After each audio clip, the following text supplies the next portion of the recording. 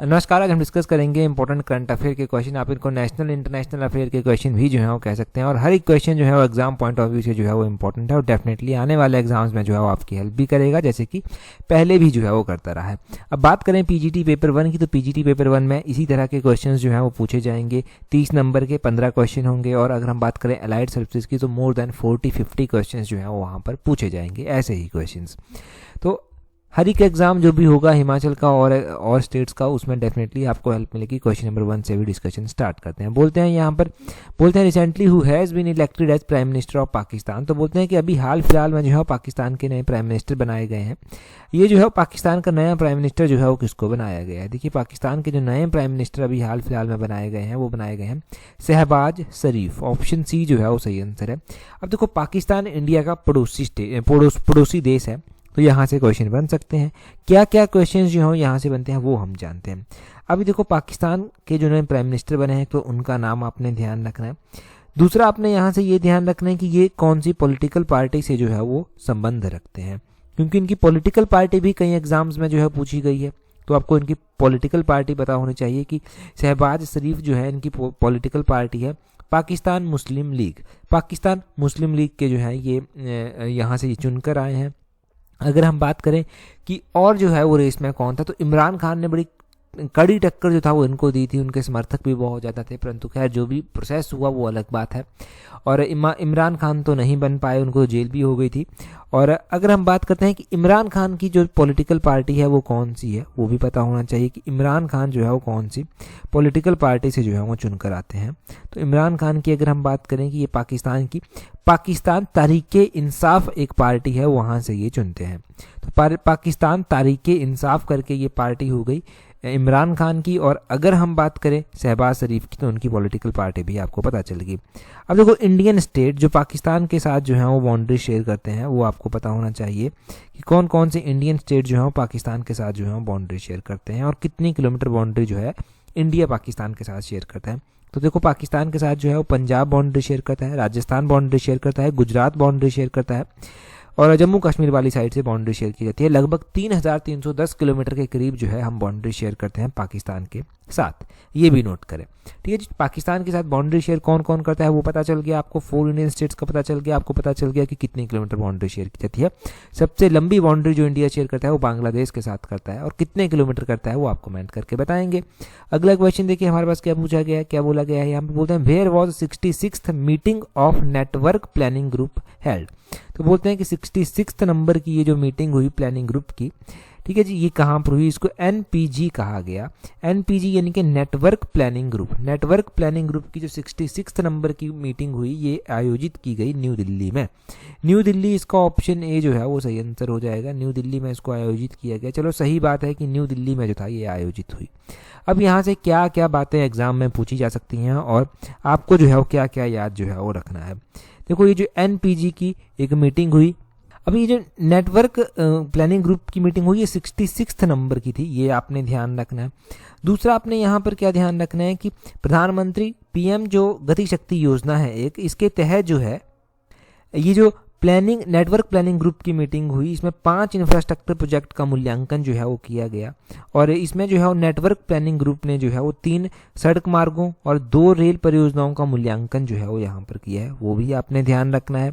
ठीक है जी, तो वो एक बड़ा ही इम्पोर्टेंट तो नहीं है कि क्या क्या उसमें हुआ, किस तरह से पूरी बात है, परंतु कौन से नंबर की मीटिंग थी, कहाँ पर होस्ट हुई, कहाँ पर हुई, किस तरह से क्या था, गति शक्ति योजना के बारे में वो पता चल गया। छोटी छोटी बातें ये ही एग्जाम में हेल्प करेंगी।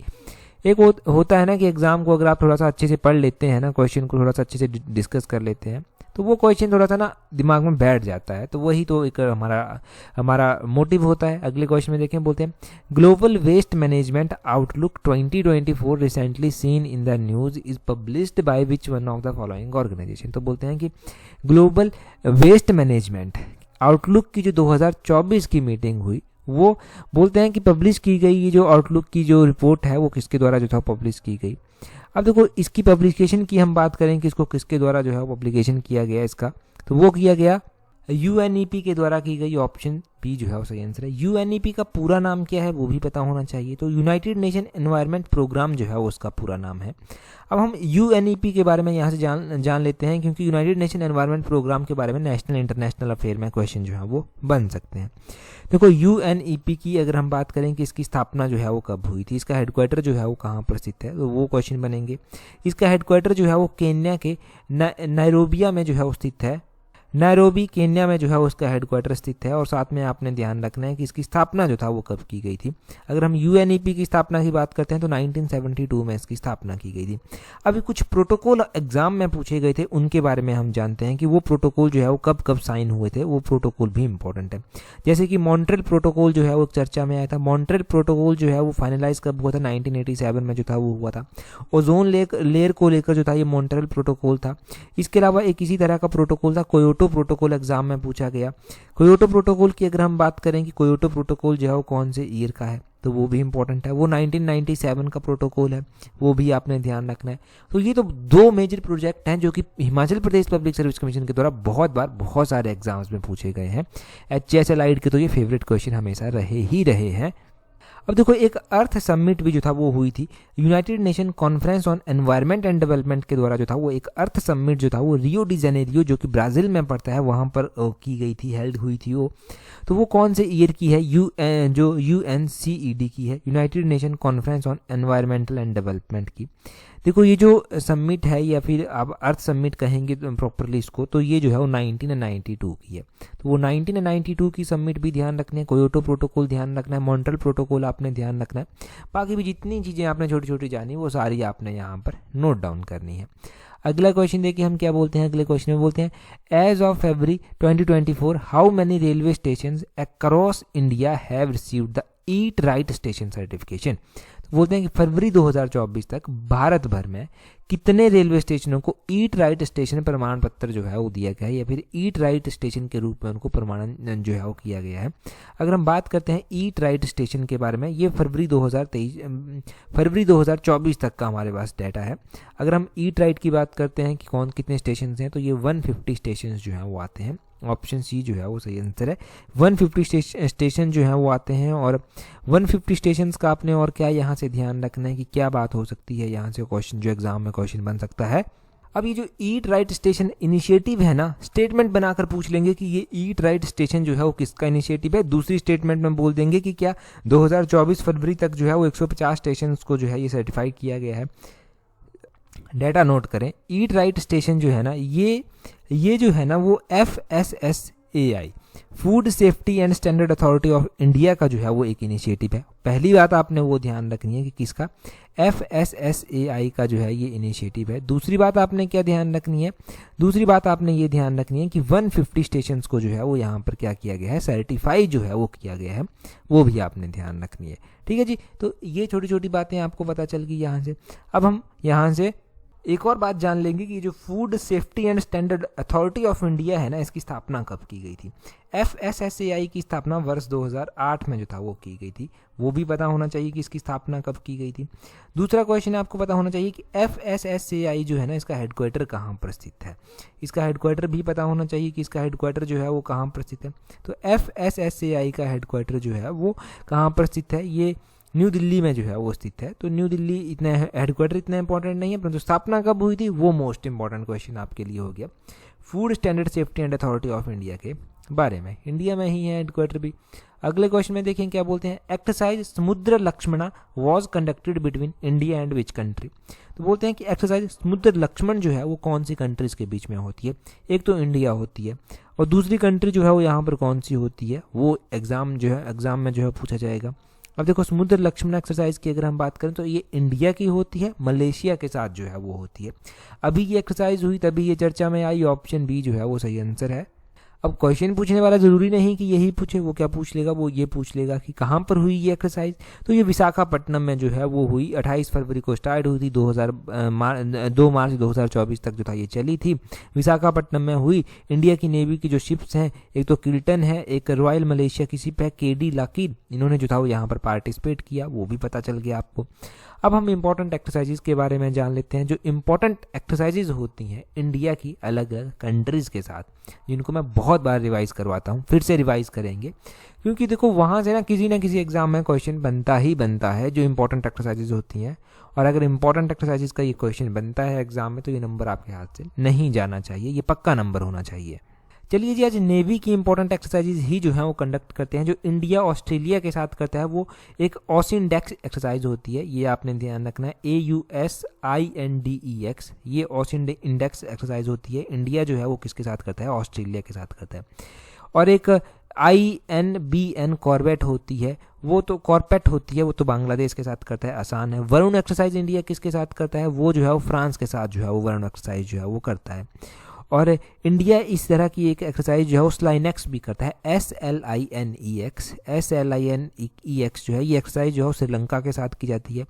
सिंगापुर के साथ भी करता है, वो SIMBEX होते हैं, सिम्बेक्स वो एक्सरसाइज होती है। यूके के साथ जो हम एक्सरसाइज करते हैं, यूनाइटेड किंगडम के साथ जो एक्सरसाइज करते हैं वो कोनकान के नाम से जो है वो जानी जाती है, वो आपने ध्यान रखना है। एक मिलन एक्सरसाइज होती है जो काफ़ी चर्चा में रहती है, मिलन एक्सरसाइज, वो एक्सरसाइज आपको पता होनी चाहिए कि वो जो है वो मल्टीलेटरल एक्सरसाइज होती है, अलग अलग कंट्रीज जो है वो उसमें पार्टिसिपेट जो है वो करती हैं।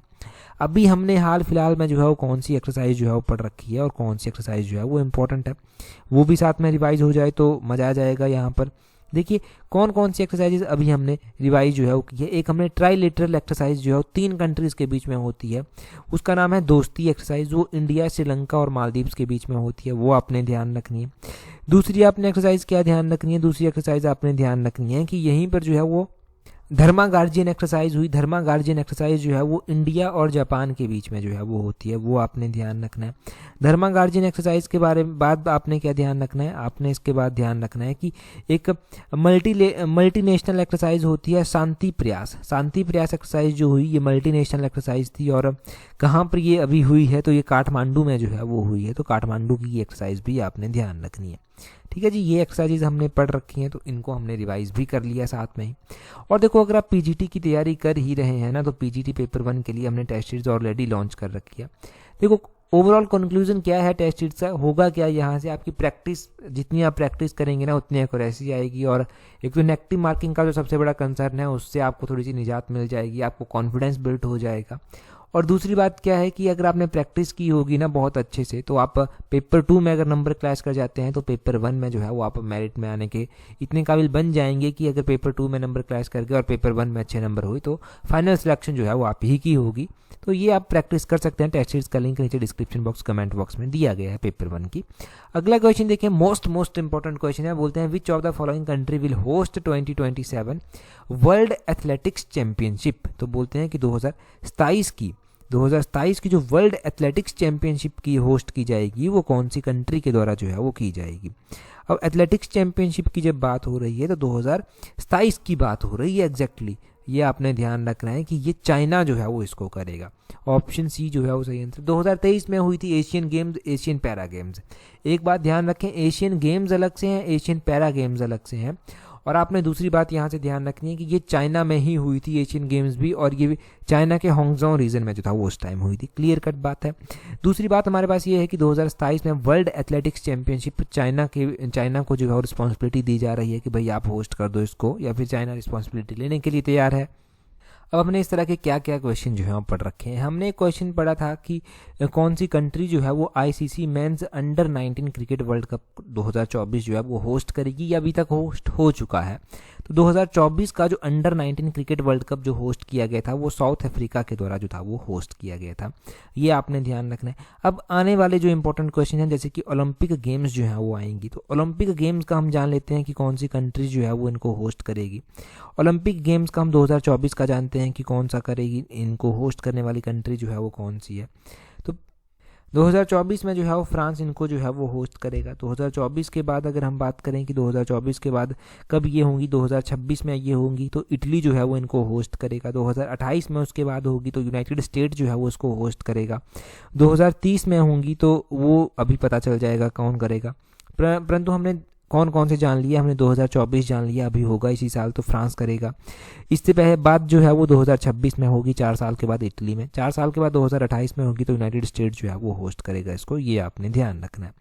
अब ये होस्ट का पता चल गया आपको, वर्ल्ड एथलेटिक्स चैंपियनशिप का पता चल गया। अभी अगला क्वेश्चन देखते हैं हमारे पास क्या पूछा गया है। नेक्स्ट क्वेश्चन में इतना काफ़ी है। यहाँ से अगले क्वेश्चन में देखिए क्या बोलते हैं recently which country is repealing the world's first law banning tobacco sales for future generation. तो बोलते हैं कि हाल ही में कौन सा देश ऐसा है जिसने आने वाली जो भावी पीढ़ियां हैं उनके लिए तंबाकू की बिक्री पर प्रतिबंध लगाने वाले दुनिया के पहले कानून को जो है वो रद्द कर दिया है। अब देखो पहले क्या किया था इन कंट्री ने कि यहाँ पर टबैको से जो है वो बहुत सारी डेथ जो था वो हो रही थी। अब टबैको से डेथ हो रही तो इन्होंने बैन कर दिया था कि यहाँ पर टबैको की सेल जो है वो नहीं होगी, परंतु उस बैन को अभी रिवील कर दिया गया है, उसको रद्द जो है वो कर दिया गया है। तो ये कौन सी कंट्री ने जो है वो किया है? ये किया गया है न्यूजीलैंड के द्वारा। ऑप्शन ए जो है वो सही आंसर है। न्यूजीलैंड कंट्री के द्वारा ये किया गया है कि उस कानून को जो है वो रिपील कर दिया है, तो अब वैसा नहीं होने वाला है। बिल्कुल सही बात। अब देखो फंडा यहाँ पर भी बिल्कुल सिंपल सा है। क्या फंडा है यहाँ पर? फंडा यहाँ पर ये है ना कि न्यूजीलैंड ने तो रिपील कर दिया है, बिल्कुल सही बात है, परंतु सर क्यों किया होगा? आप सोचिए ना कि जब इतनी डेथ्स यहाँ पर हो रही थी तंबाकू के कारण, तो क्यों किया गया होगा?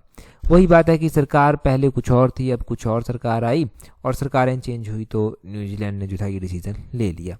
न्यूजीलैंड के बारे में और क्या क्वेश्चन जो है वो बन सकता है एग्जाम में, या फिर यहाँ से रिलेट करके जो है वो क्या क्वेश्चन जो है वो बन सकता है? तो देखो न्यूजीलैंड की कैपिटल आपसे पूछी जा सकती है कि न्यूजीलैंड की कैपिटल जो है वो कहाँ पर स्थित है। वेलिंगटन में जो है वो न्यूजीलैंड की जो है वो कैपिटल स्थित है। और न्यूजीलैंड के यहाँ पर प्राइम मिनिस्टर आपसे पूछे जा सकते हैं। तो क्रिस्टोफर लक्जन आपने पढ़ा है, क्रिस्टोफर लक्जन जो है वो यहाँ के प्राइम मिनिस्टर बने थे, वो भी हमने पढ़ रखे हैं जब वो अपॉइंट किए गए थे। अब इसके अलावा आपने एक और क्वेश्चन जो है वो ध्यान रखना है कि नो टबैको डे भी जो है वो मनाया जाता है। वो कब जो है वो मनाया जाता है? तो देखो नो टबैको डे की अगर हम बात करें कि कब मनाया जाता है, तो 31 मार्च को जो है ये नो टबैको डे जो है वो मनाया, 31 मई को जो है ये नो टबैको डे जो है वो मनाया जाता है। 31 मई को जो है ये वर्ल्ड नो टबैको डे जो है वो मनाया जाता है।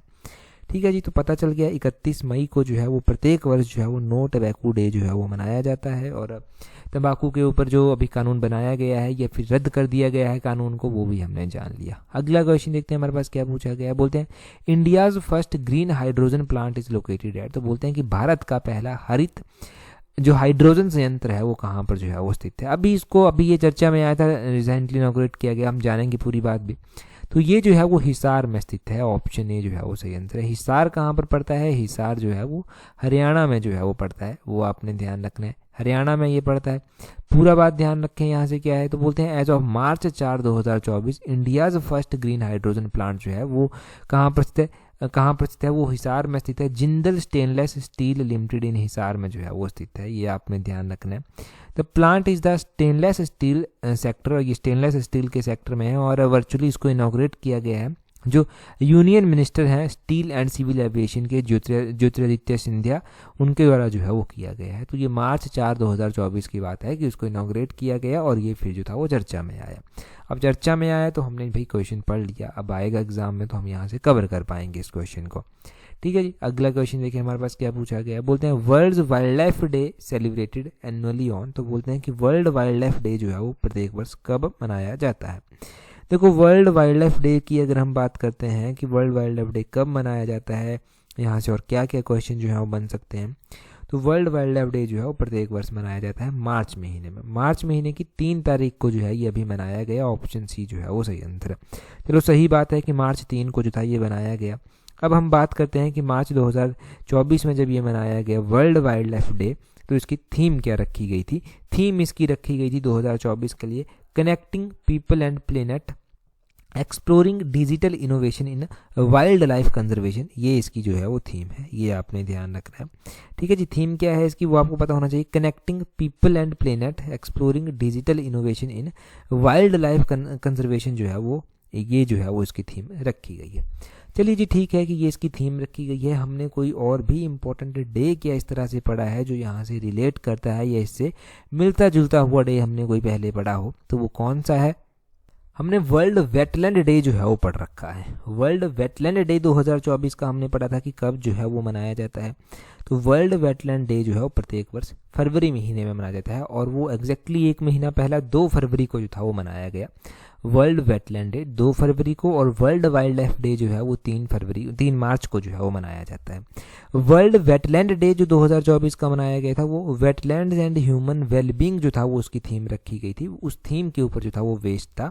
क्या थीम रखी गई थी उसकी? वेटलैंड्स एंड ह्यूमन वेलबींग, ये इसकी थीम जो था वो रखी गई थी।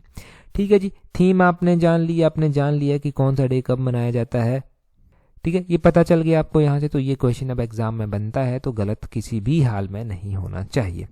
ठीक है जी, 100% श्योर क्वेश्चन ठीक होगा। इंपॉर्टेंट डेज की बात करते हैं। जो भी इंपॉर्टेंट डेज मनाए गए हैं ना, उनको हम अलग से ये था ऑडियो रेडियो सीरीज में कवर कर लेंगे, उनको कवर हम कर लेंगे, उनकी टेंशन आप मत लेना, वो कवर हो जाएंगे एग्जाम से पहले कैसे ना करके। परंतु आप अपने लेवल पर भी देखो, इंपॉर्टेंट बातें जो है ना वो आपको नोट करनी है। ठीक है, और डेली बेसिस पर आप हमारे करंट अफेयर देख रहे हैं उत्तीर्ण सीरीज से, मंथली बेसिस पर जो हमारी सीरीज आती है अभ्यास, उससे आप देख रहे हैं। इसके अलावा आप मंथली मैगजीन भी पढ़ रहे हैं। मैं तो ये मान के चला हूँ आपको, देखो कोई भी चांस नहीं छोड़ना है, जो जो मौका मिलता है ना वो लीजिए। परंतु एक बात का ध्यान रखिए कि सोर्सेज बड़े लिमिटेड रखना, लिमिटेड सोर्सेज और बार बार रिवीजन, उन चीज़ों के ऊपर फोकस करेंगे तो सक्सेस के बहुत नज़दीक आप पहुंच जाएंगे। इनफैक्ट सक्सेस आपको मिल जाएगी। तो उन चीज़ों के ऊपर फोकस करना। अगला क्वेश्चन देखिए, बोलते हैं in which year Russia annexed Crimea. अभी एक एग्जाम हुआ था पेपर 1 का जो हम डिस्कस कर चुके हैं वेटनरी ऑफिसर का, उसमें ये एग्जाम क्वेश्चन पूछा गया था कि जो रशिया है उसने क्रीमिया के ऊपर कब कब्जा कर लिया था।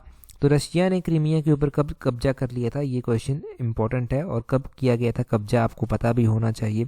वहाँ पर तो स्टेटमेंट जो था वो गलत दी गई थी, परंतु यहाँ पर हम सही आंसर जो है वो डिस्कस करेंगे। रशिया ने एनेक्स किया क्रीमिया को वर्ष 2014 में। ऑप्शन सी सही आंसर है। वहाँ पर 2013 ऑप्शन में दिया गया था, तो अभी 2014 जो है वो बिल्कुल सही आंसर जो है वो आपका हो जाएगा। लगभग फरवरी मार्च महीने की बात है कि रशिया ने क्रीमिया को जो था वो इन्वेड किया था और उसको एनेक्स कर लिया था।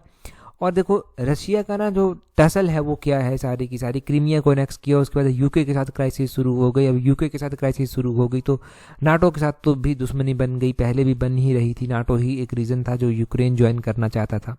तो नाटो यहाँ पर ना ओवरऑल भूमिका निभाता है। नाटो के बारे में हम बहुत बार रिवाइज कर चुके हैं, नाटो के बारे में हम फिर से रिवाइज कर लेते हैं। नाटो की स्थापना 1949 में की गई थी। ठीक है जी, 1949 में इसकी स्थापना की गई। इसका हेडक्वार्टर जो है वो कहाँ पर स्थित है, तो इसका हेडक्वार्टर जो है बेल्जियम ब्रुसेल्स में जो है वो स्थित है, वो आपने ध्यान रखना है।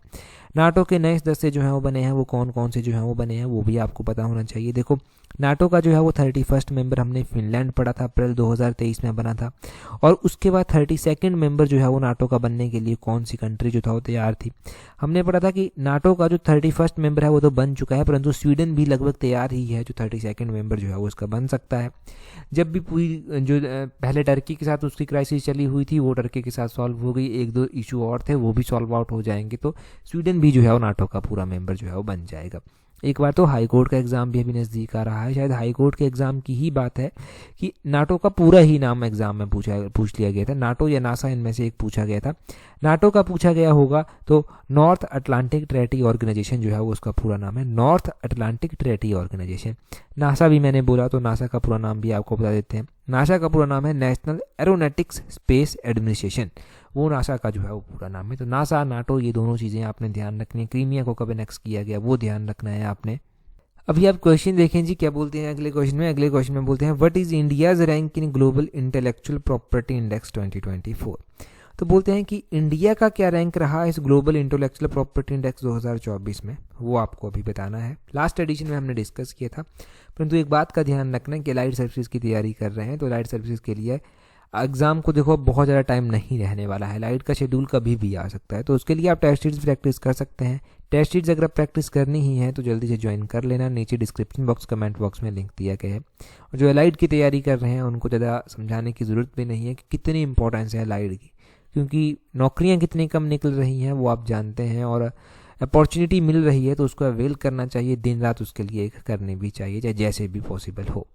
तो टेलीग्राम पर ज्वाइन कर लेना, जहाँ पर इंपॉर्टेंट पीडीएफ हर एक पीडीएफ मिल जाएगी। टेलीग्राम पर ज्वाइन करने के लिए अपने टेलीग्राम से @allexam31 सर्च करना, आपको हमारा टेलीग्राम चैनल मिल जाएगा। That's all for today. Thank you very much for watching and listening it very patiently.